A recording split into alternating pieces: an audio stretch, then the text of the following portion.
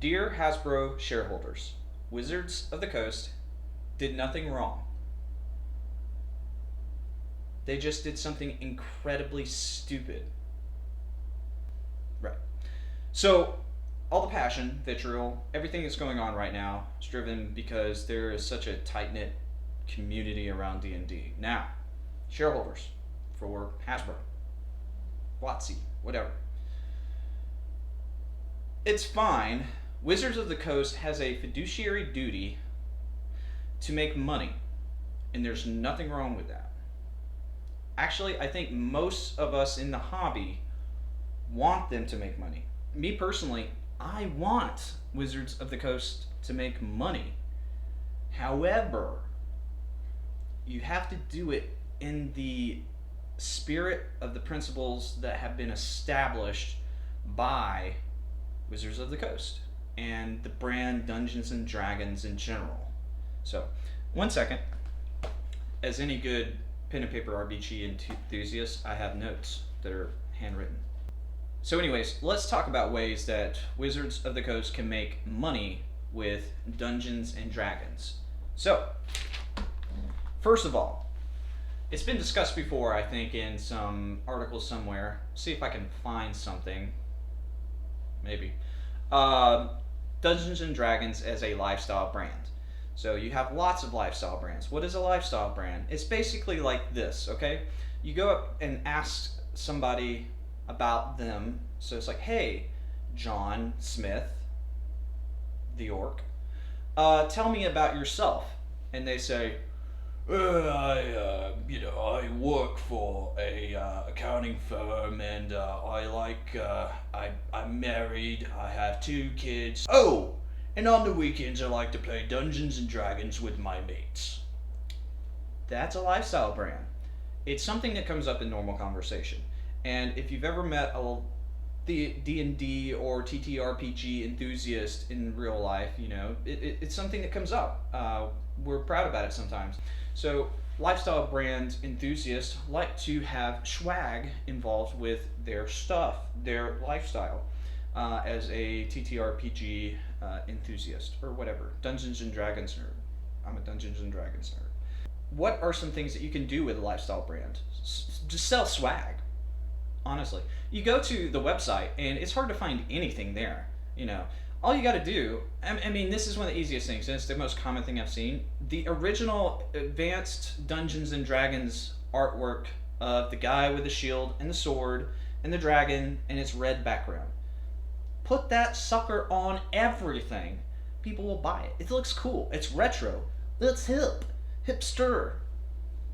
I have a friend that's DMing a game that I'm in right now who has a, I forget, it's like the Strong Draw Ale shirt. It's a Critical Role shirt, but I swear it's in his rotation. It comes up every week. I see him in this every week, it seems like. I mean, he just doesn't watch the thing. Do stuff like that. Find designs that people like to wear. They'll buy it. Posters, phone covers, D&D mugs, ales, whatever. There's all kinds of stuff you can do. Shoes. Do a crossover with like Vans. Like do the slip-on Vans. Do like some cool artwork. The artwork to D&D is like one of the most iconic things, and honestly, it's one of the things I think that makes the brand. It's what kind of ties me to a lot of their module stuff. Anyways, so just make swag, okay? Super simple. Let me check my notes again. Minis. I mean, you got WizKids, that thing, but you could probably do a lot more there. The tactical case thing with the affordable ones, it seemed a little overpriced for what it was, but it's kind of a good idea. Some kind of official branding, make that package look really good. Kind of looks a little cheesy. Stuff like that. Minis. Make them collectible. You already do stuff like that with Magic the Gathering, I think. I'm not a Magic the Gathering person, but I know they're super limited and all that. Let's see, what else? Supplemental stuff. So we can talk broadly, and I'll talk about things that you'll actually really like to hear about when it comes to making money, but let's just talk about supplements. Let's talk about like the actual tabletop. Not like VTT, doing online, Roll20, all that stuff, Digital Foundry, the things, the stuff that DnD Beyond is about to do. We'll get there in just a moment. But supplemental stuff like Beetle and Grimm's, those boxes, they are so sick. Like, really. I mean, they are just so good. Honestly, a lot of them, I think it's worth the price. But supplemental stuff, just things that you can hang over the screen. Do that for your monsters. Like, put that sick artwork on that stuff so that I can slip it over the DM cover screen. I will pay money to get the bestiary of, like, just like a Rolodex of those things, and that's just cool. And do like limited ones, do giant ones, do special edition ones, like the big stat block that they made for Strahd. That thing's sick. Like, do stuff like that. Make it cool. Make it, you got the Magic the Gathering stuff, like, do foil stuff. I don't know. There's probably a huge market there for it. And, like, with the special edition stuff, gotta make that affordable. Like, jack up your margins. Get some margins on that stuff, okay? There are people that's gonna pay it. Now, make it limited. Like, make it collectible. Jack up some margins. Make it limited. Don't run that stuff for years and years. Create urgency. I'm telling you stuff as just like an entry-level salesperson in a sales job. Create urgency with some of your products and create some margins. Come on. Shareholders, stay with me here. I'm not yelling at you. Anyways, movies, TV shows. We're heading that way. And getting Chris Pine, that super hot guy, that's a good get.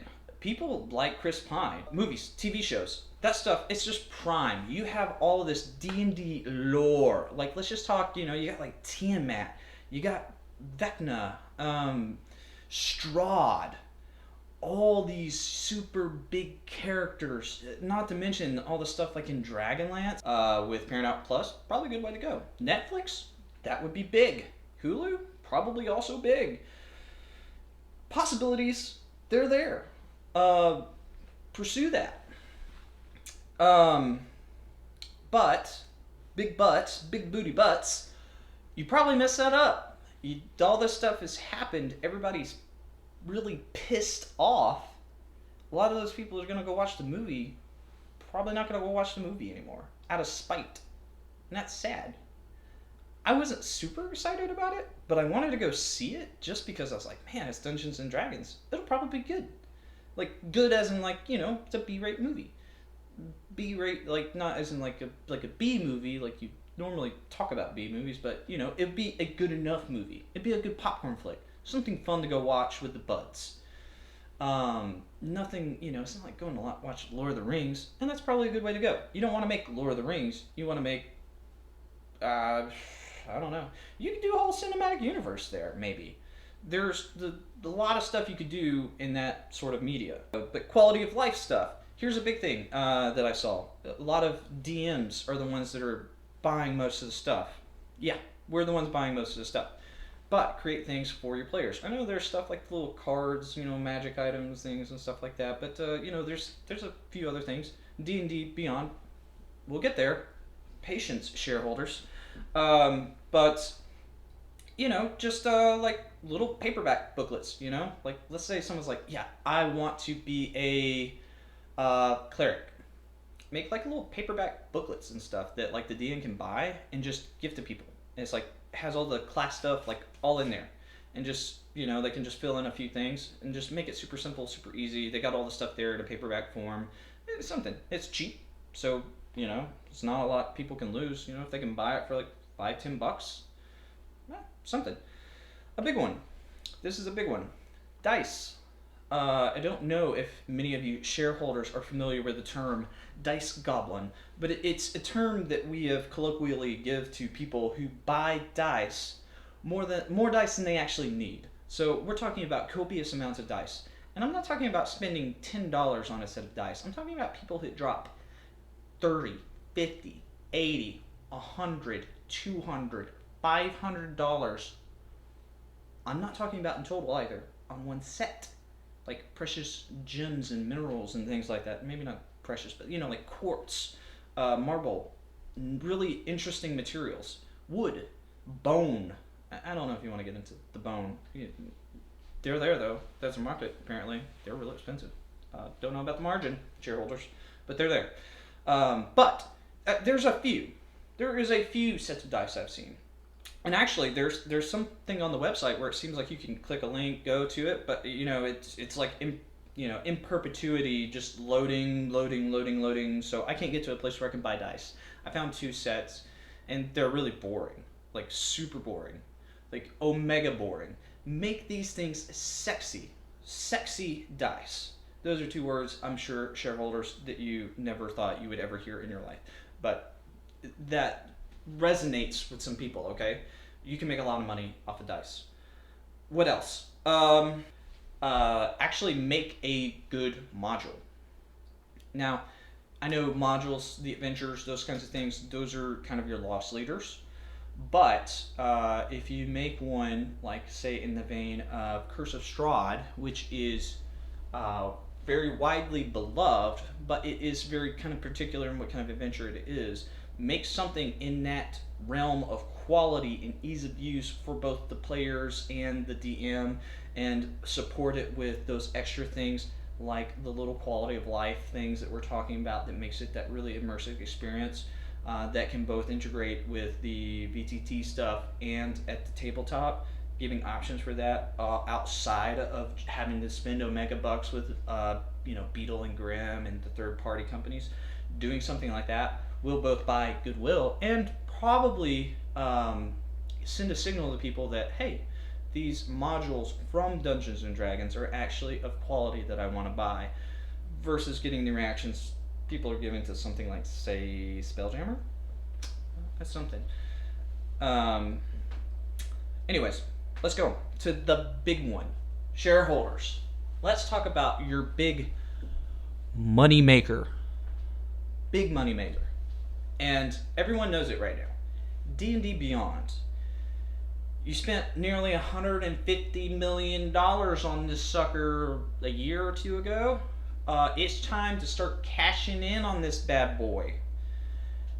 You're going the opposite direction because everybody's canceling their subscriptions to the thing that's not even going to make you all the money. But before you can make all the money, they got to have that subscription. People got to be using the service. Okay?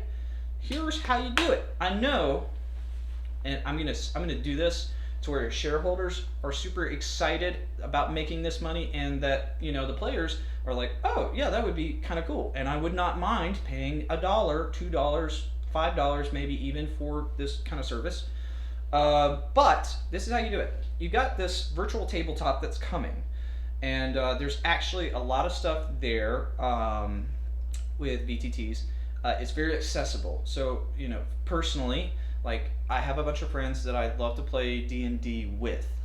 The problem is that they live about an hour and a half away from me. I just can't go to see them.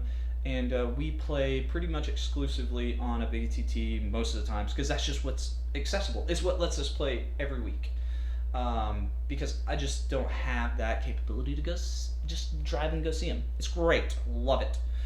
But that VTT is great. So you've got this one in the pipeline. It's going. It looks really kind of cool. VTTs with integration in D&D Beyond, that's your money maker. This is how you make money on that. So this is what you do with your VTT tabletop, okay, shareholders? You have your tabletop stuff. Everyone's purchasing their modules. They have the subscriptions to D&D Beyond, so they have all this stuff. They've got all the core materials, the rule books, all their stats, everything, their character sheets. It's all loaded up and ready to go. What's missing next is their character. So the little mini that gets put down, now obviously physical minis, that's something that you can sell, but there's less margin in that. You still sell them. There's still that market there. Do not let them behind. Make it super, collectible. Increase those margins. But let's talk about the digital ones. Higher margins. It's a digital product. You don't have to have inventory or anything like that. You're already seeing this in video games, Fortnite and all that kind of stuff, but charge people to make their mini. Don't make it obscene. Do not charge $20 for a mini that's digital. We will riot. But nobody will be upset if they get these cool effects and things like that. Like, let them make a basic mini. Something that's, like colorless, bland, something that lets people play. But then you can charge to do like the effects and the things, and if it's going to be virtual and all that stuff, they do different poses that are animated. If any kind of animation stuff, charge for that. Animations, it costs money. A lot of us get that. There you go. There's a big money maker there. And you couple that with all the people that use virtual tabletops with a growing market, plus going international, and you've got all this stuff mixed in with the subscriptions. If people continue playing, release new stuff all the time, people will buy that. And there you go. There's a good business model. There's some stocks. There's how you get the players to spend money. Now, they're not going to be spending $1,000 on materials to run a game like some DMs do, but this is way it gets some cash from the people that just play, other than the Player's Handbook, which is your best seller, I know. But there you go. Like, there's a big moneymaker right there. I mentioned this earlier, shareholders. Expanding globally. We already know that is front and center and on your mind. There is a commercial on your YouTube channel that's Japanese. It's localized for Japanese audiences, and it's really cool. It's interesting, and it's funny to see, because it's like, oh yeah, this is totally aimed at a Japanese market, because this is totally like all the Japanese like multimedia stuff that you see, but it's awesome. I'm sure there's a lot of Japanese people out there that would love to sit down, like, around their, I don't know what the little short tables are called, and roll some dice and play, Guts. I'm actually sure American audiences would want to do that too. I'm pretty sure they do. But anyways, you see what I'm saying though. Huge audience in Japan, South Korea, Germany. Germany is huge with board games. I know there's been a lot of really big board games come from Germany. I'm sure there's a market there too, localizing it there. I'm pretty sure Brazil would be another great market. I don't know why that's in my brain right now, but they've got a lot of people that live there. Pretty much all of Europe, because the thing, it is a generic Euro fantasy RPG. These people live in Euro modern. There's probably a bunch of people that want to play it. But expanding globally would be huge. You would massively expand your market beyond just, the North America. Pretty much all of the D&D market is US, Canada, and Mexico. Which I didn't realize this. There's actually a lot of localized D&D stuff in Spanish, which is pretty cool. And I look at it and I say, yes, I remember I didn't do so well in Spanish 1 and 2. Anyways, shareholders, continue expanding that global market, and it will be so much easier with D&D Beyond. What's another thing? Actually market your stuff. I know D&D because someone else got me into D&D. Now, word of mouth is the strongest form of marketing. It's very powerful. But, big booty butts, if people don't know your product exists, they can't buy it. And I've never seen D&D like actually marketed somewhere. It's the biggest marketing that D&D has had is Stranger Things, which, don't get me wrong, that's awesome that happened. But it kind of sucks that it had such a big impact on D&D because of a TV show on Netflix. Like, market your stuff. Like, have a marketing department that works and is good. I know it costs money, shareholders. Don't get me wrong. It's an investment, much like the VTT and D&D Beyond. Your millions are not going to waste. We will see stonks come from this. But do it. You're going to have to expand globally. Let me tell you there. All right, let's check some other points. Now, shareholders, let's talk about the big elephant in the room, the OGL. Okay? I know you're all sick of hearing about it right now, but it's important. Now, I'm not going to go over all the particulars when it comes to the OGL, but let's just kind of talk about it briefly here and really the broad sense of what it is. If you would like to see more specific stuff about it, there are a lot of community leaders, content creators, and reporters that are reporting on this right now. So, and it's been picked up by some huge names on the internet, and it's getting you a lot of bad press. No, there's that saying, no bad press is good press, but this is bad press. You get what I'm saying. So, what is the OGL for, and who is it targeted towards? So, I think a lot of this is about brand control, and I understand this. It's really nice to have a good, have the ley lines down on your brand. You control, you have all that creative, I'm just going to use the word control again. It just works here, okay? So having control over your IP is important for a lot of brands. Now, here's the thing. D&D was not in the state it used to be years ago. It was actually suffering pretty bad. And over its 50-year lifespan has never been the big money printing machine that maybe people wanted it to be. But there's a reason it survived. And that is because people are so passionate about it.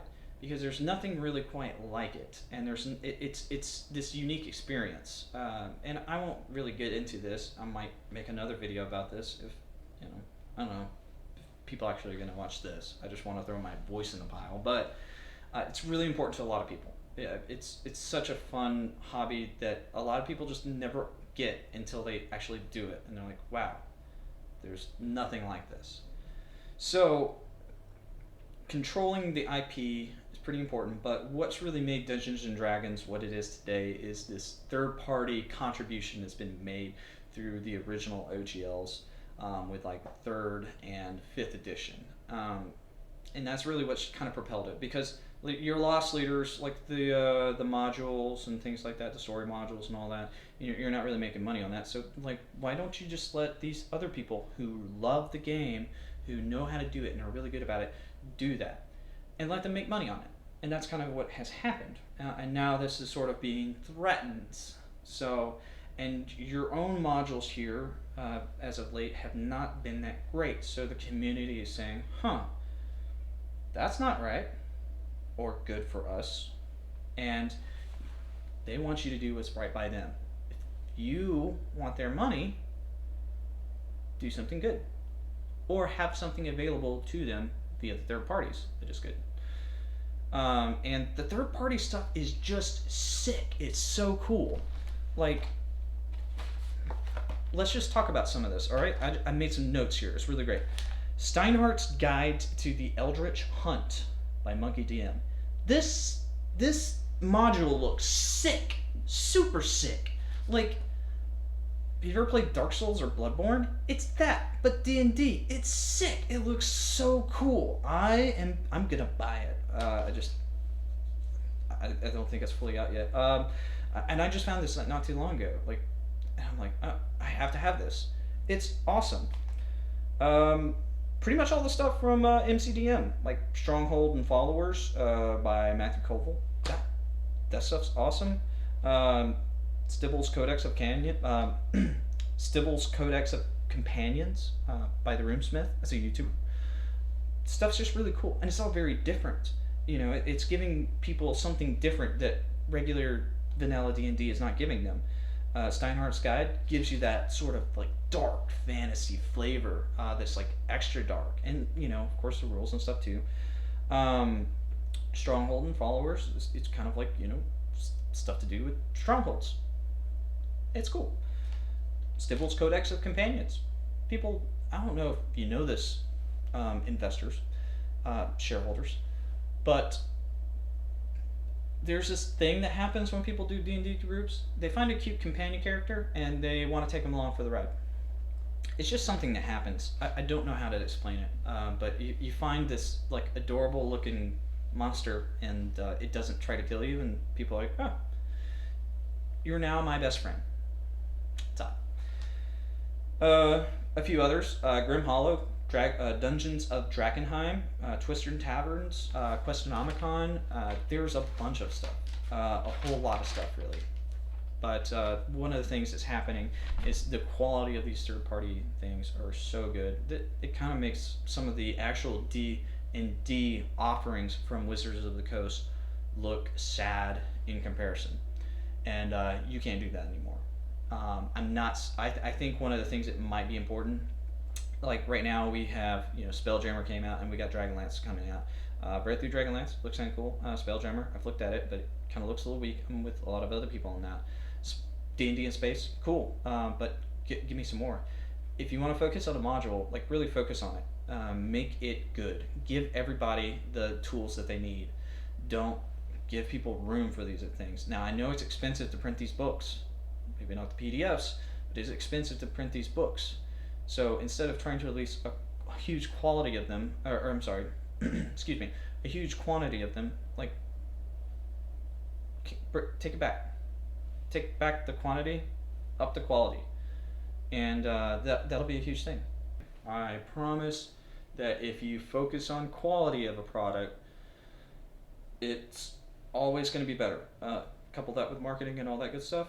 Give people, and tie it in with the VTT, and you have all these extra things that you can charge for on the virtual tabletop, all the different swag.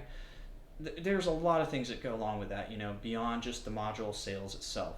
The module, again, loss leader. It's kind of like Xboxes or consoles in general. A lot of times that's these companies' loss leaders. They're not making money on the product. They're making money on the accessories from that.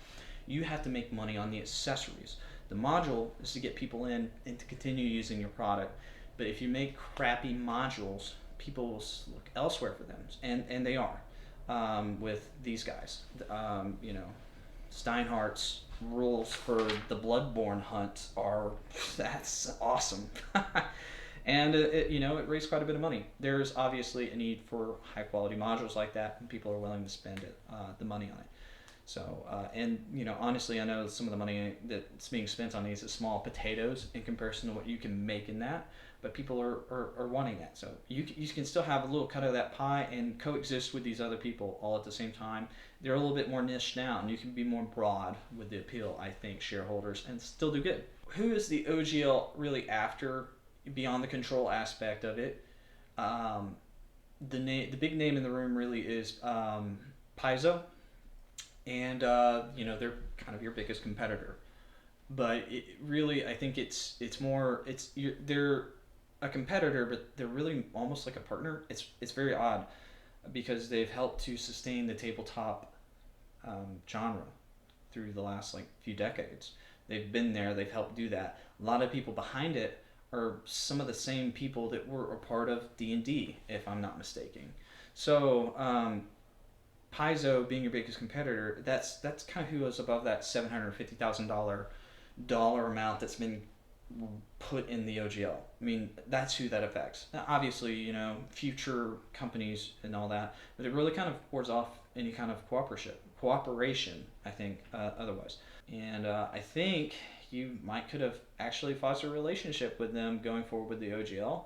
I know they probably would have kicked back at you, but I think leaving them out of the loop on what's going on is probably backfired big time, Shareholders.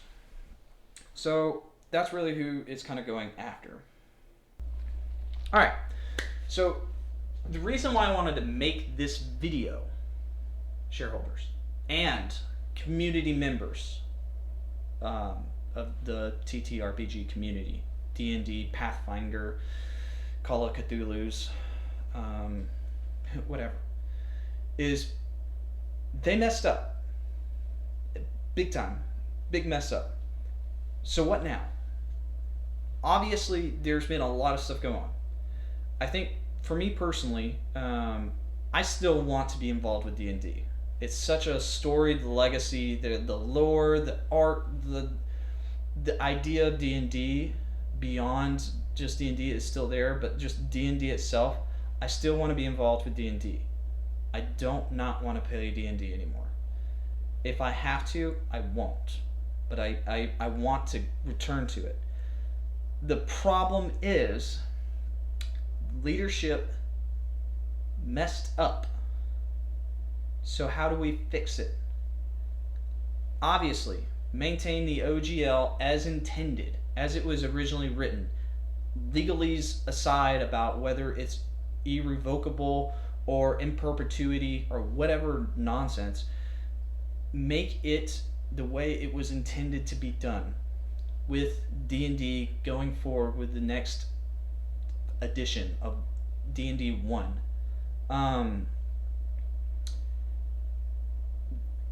Obviously, that's what everybody's saying. The other big thing, and this is what I'm not seeing the community talk about, okay? I have not seen this echoed really much anywhere, and this is like something that's really big to me, because like a lot of other people in the D&D or TTRPG community, there's a lot of trust issues going on right now with Wizards of the Coast. Because if they thought this was okay, what else do they think is okay? Okay? I'm not seeing leadership accountability.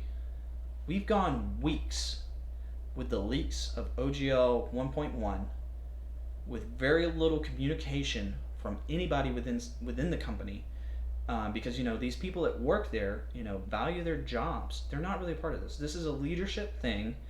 I can't say who's the one behind it, but somebody in the leadership positions, the people in the C-suite, the people making the big bucks, need to take accountability for this whole thing. Step up. Talk to us directly. Do not talk to us as DnD Beyond staff. Do not put faceless words on a forum post. That's dodging it. Now, I get it. It takes courage to own up to your mistakes, okay? It sucks. And a lot of people have been there, and a lot of times, we all need a little grace when we mess up. So, step up, talk to us directly. And I'm not saying just through with like a forum post. You should probably stream it. At the very least, curate a video. But streaming it would be honestly a bit better. Anything that kind of can take out that thought of they're curating this, they're grooming this to the T to make sure it looks just perfect. Stream an apology. Be very clear on your direction of what's going on. And do not lie about what you have been lying about, because we know none of that makes sense. Nobody's buying it. And if you think people are, you're awfully gullible of the community and what we'll put up with. Shareholders, this might be a good time for a change of leadership. Because honestly, if they're this out of touch with the community of D&D, then they're probably not good stewards of it. And they don't know what we actually want and what we value, or how to communicate that value and that special D&D sauce to the rest of the world. And how are you going to make more money if they don't know how to do that and how to reach those people? And I get it. Miss Cynthia Williams probably isn't a gamer. Now, I know she comes from Xbox. She's not a gamer. She looks at the community side of things. I've seen some little articles about her talking to business success, and it's all about, oh yeah, see the community, the passion, and I don't know what she sounds like. And that's a terrible voice. It's my woman roleplay voice. But you obviously don't understand us. Now, you probably were put in this position to do what I was talking about with the microtransaction kind of stuff. Don't do microtransactions. Just let us pay for like skins and stuff. Yeah, that'll be fine. It's probably what it was, to create that sort of ecosystem, more than likely. thing is there's probably a lot of people out there with that same capability that actually know D&D and play D&D or understand D&D and its community and what makes it special. Those people are going to be able to communicate a clear value to the community much better. I don't mean to necessarily make someone become fired, but also they're in the C-suite. If you lose your job and you lose everything because of it, you weren't being very financially responsible, I would say. So someone in the C-suite would be fine if they lose your job. And honestly, you can go and get another job somewhere else pretty easily, I'm pretty sure. But another thing to look at is Chris Cox, the CEO of Hasbro. He was a leader at Wizards of the Coast as well.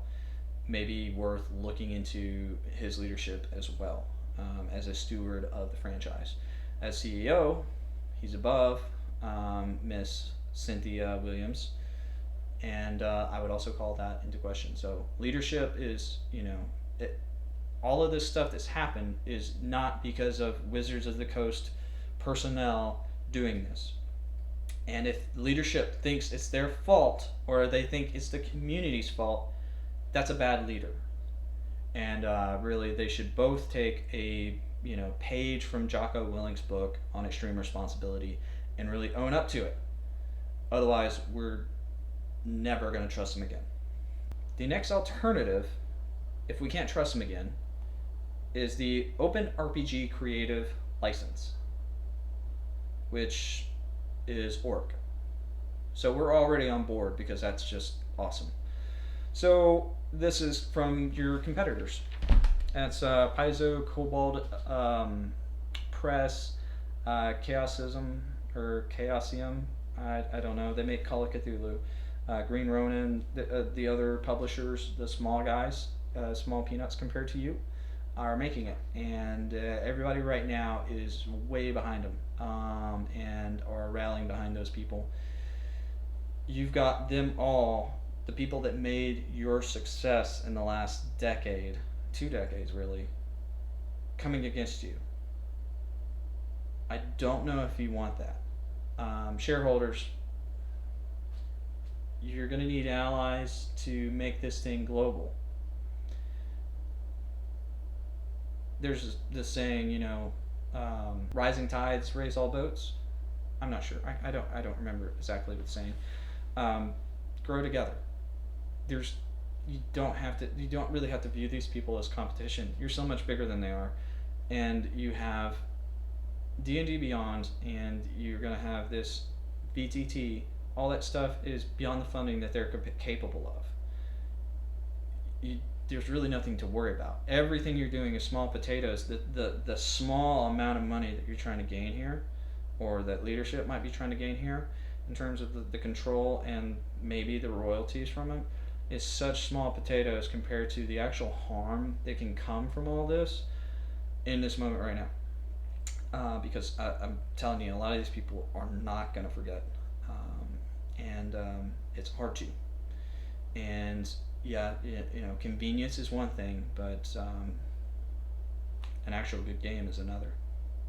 So those are my thoughts. Shareholders, I hope that you learned something from this.